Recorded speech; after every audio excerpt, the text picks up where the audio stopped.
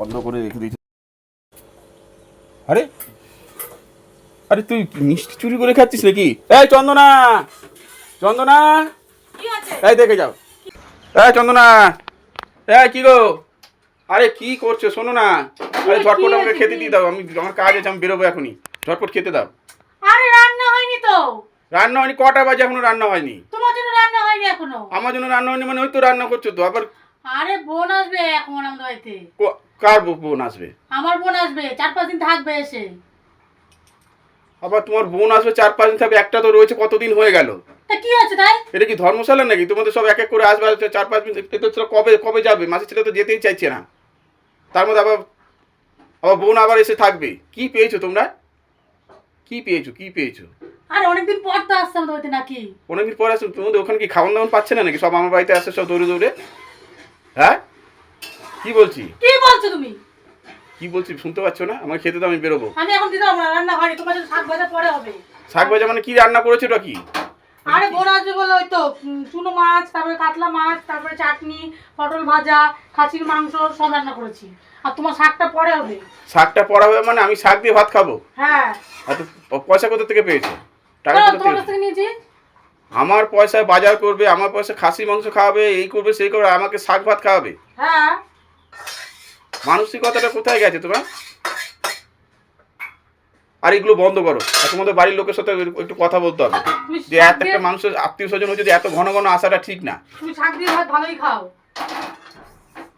তাই তুমি এক কাজ করো, আমি ঘরে গিয়ে বসলাম, তুমি আমাকে খেতে দাও, আমি বেরোবো, আমার কাজ রয়েছে। আমার হয়নি রান্না এখনো তোমার। তাহলে আমি ঘরে গিয়ে বসছি। নুন দিয়ে ভাত খাবে? নুন দিয়ে ভাত খাবো আমি? ভালোই পেয়েছো, আমার পয়সা সব ধ্বংস করে নিজের মানে কি বলবো আর, ভাই বোন সব জানে এখানে অনাথ আশ্রম খুলে বসে গেছে একদম। তোমার মা বাবাকে বলো না এসে এখানে থাকতে, তাহলে তো ঝামেলা মিটে যায়। তুমি যাও ঘরে যাও। যত সব দরজা ফরজা বন্ধ করে রেখে দিয়েছে। আরে আরে তুই মিষ্টি চুরি করে খাচ্ছিস নাকি? এই চন্দনা, চন্দনা, কি আছে? এই দেখে যাও, দেখে যাও।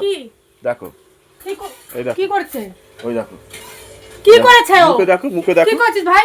ওই দেখো কথা বলতে পারছে না, কথা বলতে পারছে না। আর তুমি বলো মিষ্টিগুলো কে খাচ্ছে, কে খাচ্ছে? তা কি হচ্ছে খেয়েছে? দেখ আমি তো হাতে নাতে ধরে ফেললাম ওকে, হাতে নাতে ধরে ফেললাম তো। এই দেখো না, দরজা বন্ধ করে এই দেখো মিষ্টি, ফ্রিজ থেকে মিষ্টি বার করে খাচ্ছে। দেখো শুধু তোমাদের রগটা তো দেখো। খিদে পেতে জন্য খাচ্ছে। তো এরকম না বলে কি আছে? লাস্টে তুমি আমাকে ধরো যে তুমি মিষ্টি খেয়েছো নাকি। দেখো কথা বলতে পারছে না, কি অবস্থা দেখো, কথা বলতে বলো। এ ভাই মিষ্টি খেয়েছিস? ওই মিষ্টি খেয়েছে কি হয়েছে? মিষ্টিটা খেয়েছে তাই? হ্যাঁ চল চল যা। ভাই এদিকে বস। তাহলে তুমি আমার নামে দোষ দাও কেন? মিষ্টিগুলো কে খায় এবার বোঝা গেল তো। এরকম মাসের ছেলে দেখেছো মিষ্টি চুরি করে খাচ্ছে? আবার মাটির ছেলে, মাটির ছেলে। তাহলে তোমার সামনেই তো ধরা পড়লো, তো হাতে নাতে তো ধরলাম, তোমাকে বললাম তো। দেখো এখনো পর্যন্ত কথা বলতে পারছে না। তাই খেয়েছে। তোমার কি তাই? তোমাকে তো বলে খেতে পারতো। হ্যাঁ, কেন বলবে? আর তুমি আমার নামে তো দোষ দাও যে তুমি তো খাও চুরি করে। বুঝলে সব। আবার আরেকটা আসছে, আবার ওইটা আবার কি চুরি করে খাবে তোমার বোন? হ্যাঁ কি চুরি কেন করবে? বোন কি চুরি করে খাবে? সাবধানে এরকম কোনো সময় না আমাকে চুরি করে খেয়ে ফেলে তোমার বোন। আবার মাসের ছেলে এখনো কথা বলতে পারছে না, কি অবস্থা। কথা বল।